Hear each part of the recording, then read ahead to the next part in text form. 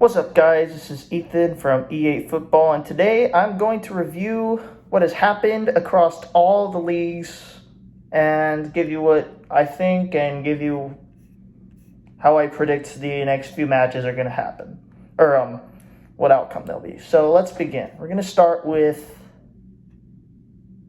the CONMEBOL World Cup qualifiers. CONMEBOL. So we've got the first match is Bolivia-Uruguay. Well, let me review the scores first. We got Paraguay beating Chile. I think I predicted Paraguay to win that match, but only by a few. So I got that prediction on the line. Paraguay's a good team right now. They have solid young core. They're going to go places in the future, and I predicted them to go for Chile. Chile has been the worst team in this CONMEBOL group, and I hope they get somewhere in the next few matches. I hope they get a few wins. Need to start climbing that table, because right now they're just clearly falling down. Brazil 2, Colombia 1. I predicted a draw for this match because I thought Brazil looked very shaky, and judging from the match stats, I was very far away from that. They absolutely dominated Colombia. I mean, not like in almost every term, but like most of the terms. They pretty much took control of all the stat lines minus yellow cards, which obviously goes to Brazil. But in terms of like the match itself, they dominated them. They had more shots on target, more possession, more passes. I severely underestimated. I thought Brazil were going to drop an egg in this qualifier campaign, these two match days, and I was really wrong about that. And they're going to be a tough match for Argentina when they face in the Estadio Más Monumental. Peru, Bolivia, 3-1 Peru. I think I predicted Peru to win that one.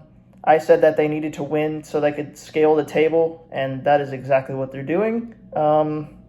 Bolivia, I don't know what to say, man. The match wasn't in La Paz, so you couldn't use the air for advantage. So Peru, this is a good result for Peru. If they want to qualify for this World Cup in 2026, this is a way to start. Start by taking on the low fish and then attacking the big ones to try and get results. So this is a pretty good match for Peru.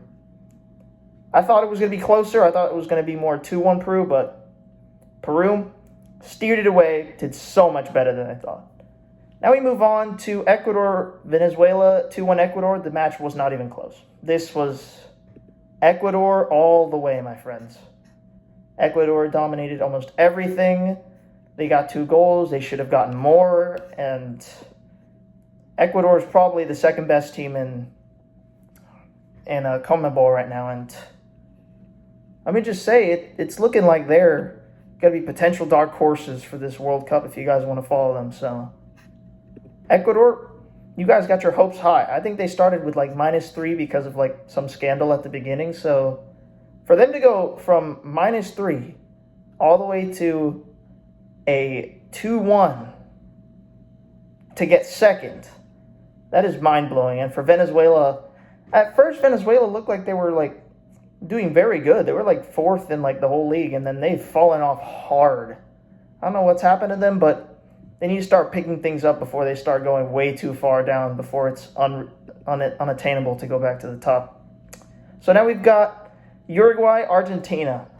I knew my guys would do it. I knew that we would actually get a good result in this game. It probably should have been a draw because looking at the match stats, Uruguay, and looking at the match like in general, Uruguay had some chances. They had a lot of chances to bury it, but Argentina came through. Thiago Almada, the legend, burying it from outside the box, a screamer into the top right corner. Love it. He's going to have a good future, and I hope that they can carry this momentum into the next match because they're going to need it when they play Brazil. So Argentina, still defining the odds, still looking like probably the best team in the world right now, so that's good. And for Uruguay, it's still 4th, so they're still in the qualifying group. So if you want to, they're going to have to win some matches to solidify pure qualification, like direct qualification into the World Cup. So the next few matches, Bolivia, Uruguay. I'm gonna go. This is in La Paz, right? It is. It's in La Paz. So this is gonna be a harder game than people think, but I'm gonna go 2-1 Uruguay. I think they have the quality on paper to beat Bolivia, even if it's Bolivia's home court advantage with like all the oxygen and stuff. But I do think Uruguay is going to win this match. 2-1. If it's not 2-1, then I'm pretty sure it's going to end up in a draw, but I'm going to go 2-1. Chile, Ecuador. Ecuador is going to steamroll past Chile. Might be a little closer than people think because these World Cup, these qualifiers in the Nations League have been absolutely incredible. So I'm gonna go 2-1 again. 2-1 Ecuador. Venezuela, Peru. This is gonna be a fabulous match to decide which of these two bottom teams are gonna have a chance to qualify. And if I'm either one of these teams, Venezuela or Peru, I'm looking to make a statement in this match because this match basically decides which of these two teams are in and which two of them are out. So for this match, I'm going to lean towards Peru. Yeah, I'm going to say it. I'm going to lean towards Peru. Venezuela have not been doing well recently, and Peru just came off a 3-1 resounding victory against Bolivia, so I'm feeling Peru could carry that confidence into the next match, and it'll help them progress to the next round, or to the World Cup. Colombia, Paraguay. This is going to be a close match. Paraguay have been looking solid. They've been looking in form. I think they're like the fourth team I think they're like somewhere in fourth, fifth in terms of like overall. No, they're in fifth. They are looking to be solid. And Colombia coming off a unlucky loss to Brazil. It's going to be a close match. But I think Colombia win. In terms of that front line only. That front line literally seals the win for me. Luis Diaz, James Rodriguez, John Duran, they're all incredible. So I just think because of that, they could win this by like... I'm not going to go for 2-1 back-to-back, am I? Yes, I am. I'm going to go 2-1 again. Colombia. I feel like all these teams usually make it close in terms of like score lines and stuff. Now the big one. Argentina, Brazil.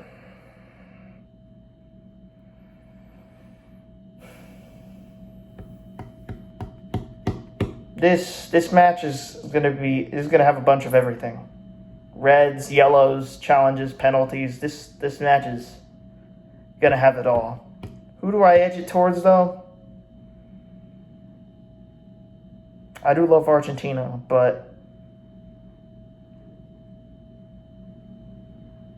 I'm going to go for it. Argentina win 1-0. Just like the last time they were in the Maracanã. I think Argentina pull it off. Brazil dominate the entire match with like possession. But just like in the Copa America final, I do think Argentina will take advantage of one Brazilian mistake.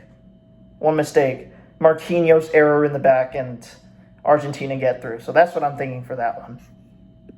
Argentina, with this win, will qualify to its next World Cup to defend the title. Let's go.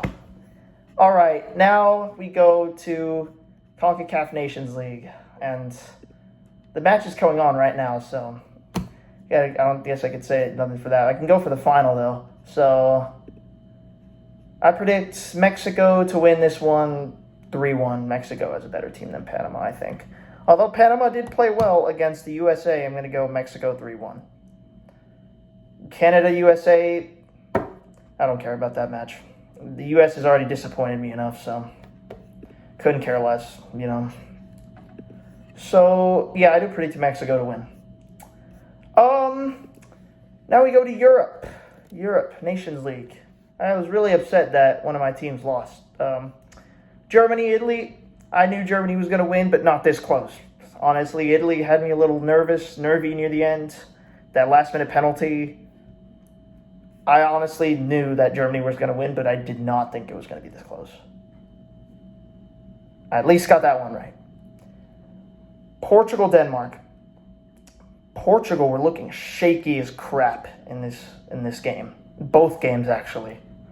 That Portugal defense was shaky. And it was really, really flimsy in the back over there for Portugal. Ruben Diaz, I don't know what to say, dude. Having some nervy moments. This Portugal team does not fill me with confidence, by the way. I know they have probably one of the best teams on paper in the world, but the way they play together just does not feel right. Denmark in that first leg should have scored at least 4 goals, but Portugal took a 1-0 deficit into Lisbon and turned it into a 5-2 win, 5-3 win. So, congratulations to Portugal. Congratulations to Ronaldo for getting, I think it was his 929th goal in all competitions, so it's good for him. Spain, Netherlands. This was an absolutely cracking match. This match was on fire. My gosh. Lamine Yamal is someone for the next few generations, man. But this match, oh my goodness, this match was crazy. I did not think the Netherlands would hold a torch up to this Spanish juggernaut, and by golly, they did, because Spain at certain areas could have lost this game. Same with Netherlands. The same with the Dutch. They also could have lost this game. This match turned into a coin toss at one point. Anyone could have won. But in the end, Spain do end up winning on penalties. I predicted Spain to go through. I felt like it was going to be much easier than it was against the Dutch, but it went all the way to penalties. And so at some points, the Spanish defense was looking a bit flimsy at times, but they made up for it with Lamine Yamal and all of those and his absolute magic. So yeah, Spain goes through as well. I honestly have them as favorites to win the whole thing. So yeah, we'll see. And then the last one, I was watching this match. I was rooting for Croatia. It was France 2, Croatia 0, and France went on penalties. I think in my prediction I had France winning, but it wasn't on penalties. It felt like it was going to be 2-1 to France, but I felt gutted for my Croatian bros, for my Croatian guys. Hey, usually in penalties they do well. I don't know what happened, man. Modric looked flimsy during this match. I'm not going to say he was bad because he was the only one holding that midfield before Baturina came in. So, Modric, he did okay. Baturina did okay. The defense did so well. Livakovic should have saved it, man. He should have saved that first penalty from Kylian Mbappe, man. If he saved that penalty, they would have won. But that's football, man. You don't take your chances. You don't make your saves. You don't score your penalties. Other team wins, I don't know what to say, man. But France do end up going through. I did predict France to beat Croatia, so that's fair. And so we got our semifinal matchup. Germany, Portugal on one side, Spain, France on the other. Two fabulous matchups. So I'm going to start with Germany, Portugal. This match could go anywhere, by the way. Germany looked terrible near the end of the Italy game, and Portugal looked terrible overall. I'm going to edge it to Germany, though. I feel like Germany have a solid young core. I know Portugal does as well, but Germany has more chemistry. They have more experience in these competitions. You could look at the World Cup, for example, and Portugal. Just too many mistakes in the back for them to take advantage. I feel like Germany have that edge in terms of cohesiveness and stuff. So I'm gonna go Germany. I think Germany knock out Cristiano Ronaldo and is probably what is his last Nations League appearance. So yeah, Spain, France, tough matchup to predict, but I'm gonna go. Thing is, France have a young team, but so does Spain. I'm gonna edge it to Spain only because of the coach. Deschamps is a terrible coach. I feel like his tactics are outdated, and that's what's going to make Spain win this game. It'll be close. It might go to penalties, like all the Nations League games have so far, but I'm going to edge Spain solely because of the coach. The coach changes games. You'd see Barca, Real Madrid. Real Madrid had a much better team on paper than Barcelona, but Hansi Flick absolutely destroyed Ancelotti's tactics. So I'm going to go with Spain. I think Spain win against France just on the coach. It'll be a close one, though. I feel like the winner will come from this side, France or Spain. And then for third place, Portugal or France? France. I don't think Portugal got lucky to be in the semifinals. Denmark should have finished him off in the first leg. And then the final, Spain-Germany. Rematch of the quarterfinals of the Euros, and I think that Spain go back-to-back. Yep. I think Spain go back-to-back on the Euros, Nations League, and I think they beat Japan. Not Japan. What am I talking about, bro? I think Spain beat Germany in the final. So, yeah. Think about the World Cup. I'm losing my mind. Yeah. That'll be all for international football, I think. If you guys wanted me to go over any other matches, then too bad. So, yeah, I told you guys this international break was going to be fun. Look at all the time the matches has gone to extra time. It's been crazy. So, that'll be all for today. I will see you guys next one. Bye-bye.